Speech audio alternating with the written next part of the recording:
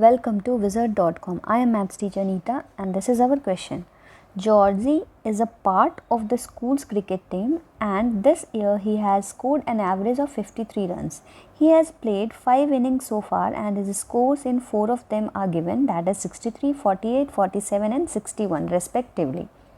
Now we have to find what was his score in the last innings. So first of all we will assume that Georgie's score in last inning is, let's suppose, X runs, and it is given that average of this 5 scores is 53 runs. So how do we calculate average?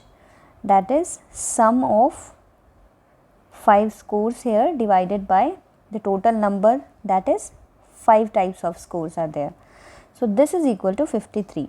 Now if we substitute the values that we already know, then we can get the value of X, and here X is nothing but the score in the last innings.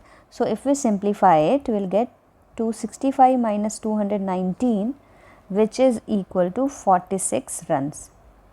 Therefore we can say that runs in last inning is equal to 46 runs. So this is our answer, 46 runs.